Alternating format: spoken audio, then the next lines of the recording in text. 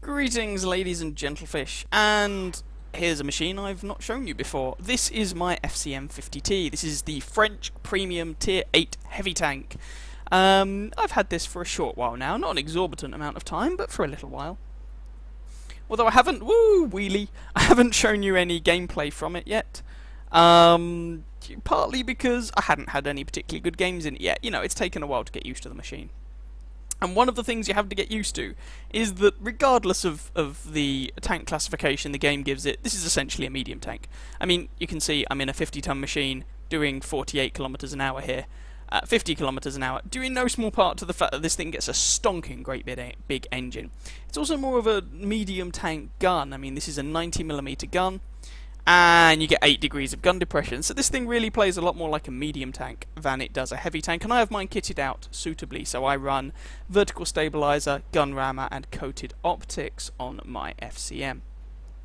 So a bit like an STA1 video I did not that long ago, this video is basically about me not sucking in the tank and starting to get a flavour for how it plays.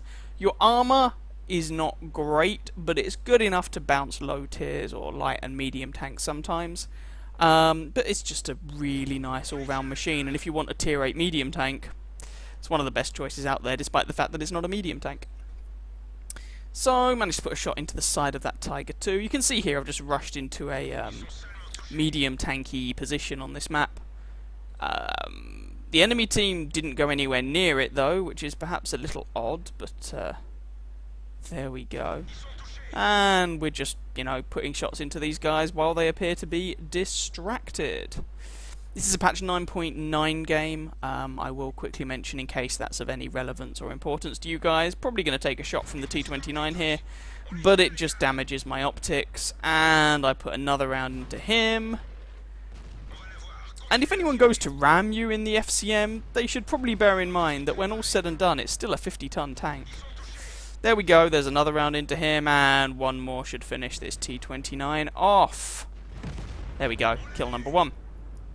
T150 has gone, I have no idea what he's thinking. Well, he's gone to the spirit in the sky. And there's now an IS-6 and that Tiger 2 who we shot earlier on over there. IS-6 has pretty decent armour, but 212 pen, which is what you get with the AP rounds on this gun, should be enough to deal with him. And again, Tiger 2, the gun on this tank, should quite happily be able to deal with a Tiger 2.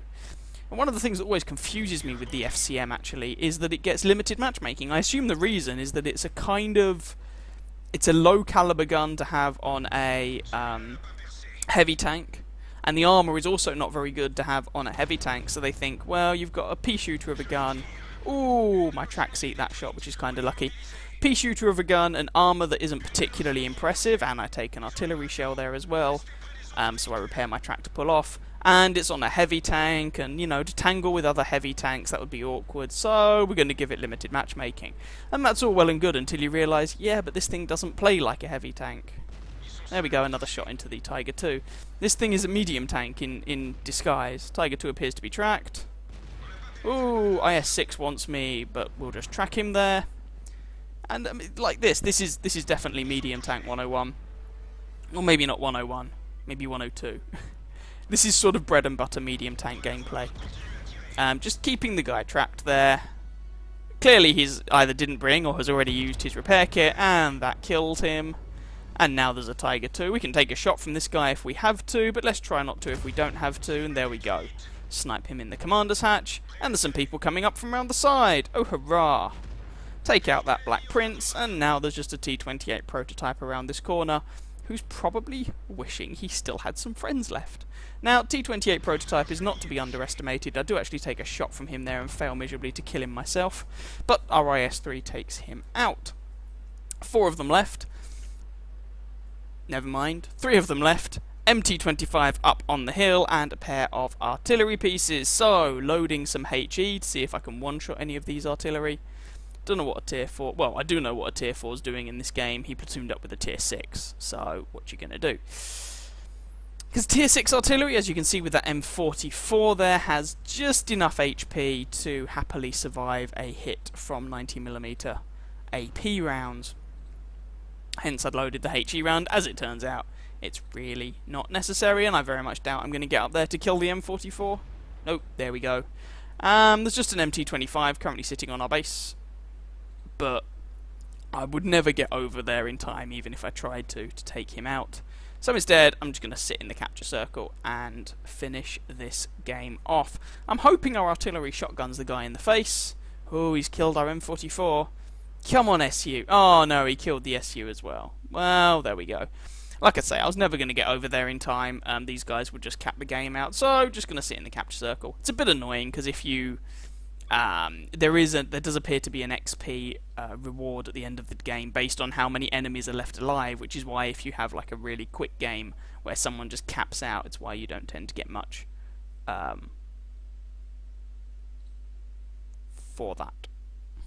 Sorry about that. Silly me forgot, of course, that patch 9.9 replays crash at the end of the replay, so I probably got kind of cut off there. Anyway, I was only babbling, it doesn't really matter. FCM game, here we go. First class mastery, fighter, sharpshooter, duelist, fire for effect, and high caliber. So it ended up being a fairly decent game overall, which is why I'm showing you 3,034 damage, 4 kills, 1,254 base experience.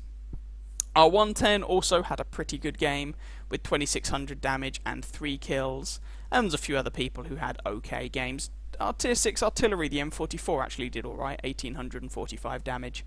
Tier 6 tank, Tier 8 game, so that's rather nice. 19 shots fired, 18 hits, 14 pens for that damage count. Most of that damage was from relatively close up. We've even blocked 710 damage with our armour, got about 1,000 assistance damage, and made a 53,500 credit profit. With a premium account, that would have been an 85,000 credit profit. I mean, this is a Tier 8 premium tank. They are good at making money. And one of the nice things about the FCM, well, the nice thing, from a money perspective, the good things about the FCM are that it's cheap to repair, the ammunition is cheap and cheerful, and with 212 pen, good gun stats, you know, in terms of accuracy and on the move accuracy, bloom and all that jazz, and limited matchmaking and good mobility. I think I've got 5 rounds of APCR on that tank, but I've never fired one, and I don't foresee really ever having to. Maybe if I wanted to penetrate an E75's lower plate or something. But basically, the AP works fine and is cheap and cheerful, and you've got a good view range, whack optics on, and you can pick up an awful lot of assistance damage. So, yeah, that all rolls into your credit-making potential. And got a nice amount of experience for my AMX 5100 crew there. So yeah, I just thought I'd show you that game because it was the first half-decent game I have had in the FCM. So I hope you guys enjoyed that game, that video. If you did, please feel free to catch some of my other videos and or subscribe to my channel. And I wish you very happy hunting on that battlefield. Ciao, ciao.